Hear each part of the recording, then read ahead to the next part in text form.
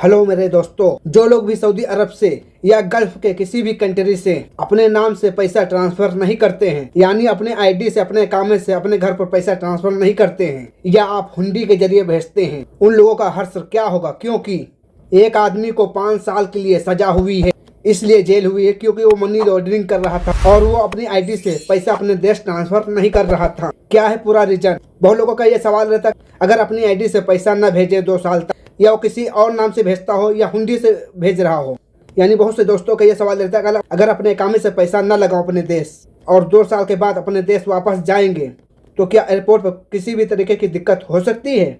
तो आपके साथ सवाल हो सकता है, 2 साल तक आपने कमाया है तो वो पैसा कहाँ गया, किसके अकाउंट से लगाया या किस तरीके से भेजा है, तो यहाँ पर आप फंस सकते हैं। और अगर आप अपनी आईडी से ज्यादा पैसा ट्रांसफर करते हैं तब भी आप फंस सकते हैं। थोड़ा बहुत अपने दोस्त यार का पैसा भेज सकते हैं, लेकिन परमानेंट नहीं भेज सकते हैं। नहीं तो आप जितना कमाते हैं, जितनी आपकी सैलरी हो, उतना ही आप अपनी आईडी से भेजें। कभी कदार 1500 आप भेज सकते हैं, कोई दिक्कत नहीं। तो एक नया अपडेट आई है, ऐसे लोगों को 5 साल की सजा है जो लोग भी पैसा अपने आईडी से नहीं भेजते थे। घर जाने के टाइम पे 2 किलो सोना ले जा रहे थे अपने बैग में छुपा कर, जबकि एक व्यक्ति को हवाई अड्डे पर पकड़ लिया गया है और अपडेट के मुताबिक बताया जा रहा है कि 16 बिस्किट, फिर उसके बाद इसको एयरपोर्ट पर पकड़ लिया गया है। जब इसकी पूरी इंक्वायरी हुई तो पता चला यह मनी लॉन्ड्रिंग काम कर रहा था। आप लोग अक्सर देखे होंगे, कई लोग ऐसा काम करते हैं। आप उसको पैसा दे देंगे और आपके देश में वो पैसा दिलवा देता है और उसके बाद वो ये करता है, उस रियाल से और उस दरहम से ये लोग गोल्ड खरीदते हैं। धीरे धीरे करके ये लोग भेजते रहते हैं और किसी के पास ज्यादा पैसे जमा हो जाते हैं यानी रियाल में, तो वो लोग सोचते हैं घर जाने के टाइम पे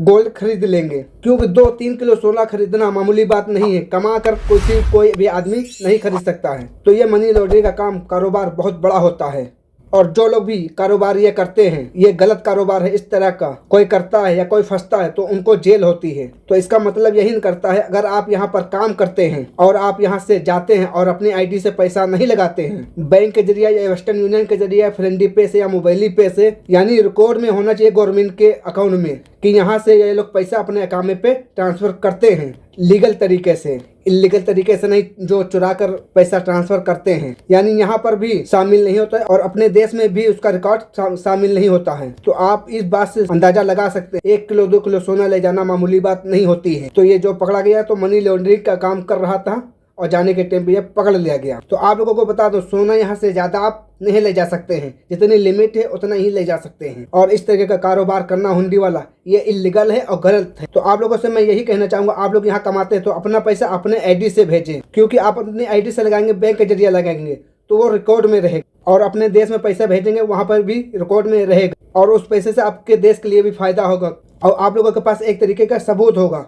अगर इंडिया में इंक्वायरी आपके ऊपर हो जाए कि इतना पैसा आपके पास आया कहां से, तो आपके पास रिकॉर्ड होगा कि मैं सऊदी से अपने देश पैसे भेजे हैं, इसलिए सऊदी अरब से अपनी आईडी से पैसे भेजें। लेकिन आप हुंडी के जरिए भेजेंगे ना तो यहाँ पे रिकॉर्ड में रहेगा ना इंडिया में रिकॉर्ड में रहेगा और आपके खिलाफ इंक्वायरी भी हो सकती है। तो उम्मीद करता हूँ आपको ये जानकारी अच्छी लगी होगी और इस वीडियो को ज्यादा से ज्यादा लोगों तक शेयर कीजिए ताकि जो लोग भी हुंडी के जरिए पैसे भेजते हैं उन तक ये जानकारी पहुंच जाए। अगर आप मेरे चैनल पर नए तो चैनल को लाइक और सब्सक्राइब करके अपने भाई का सपोर्ट करिए। चलिए फिर मिलते हैं किसी नेक्स्ट वीडियो में, तब तक के लिए अल्लाह हाफिज़, दुआ में याद रखना।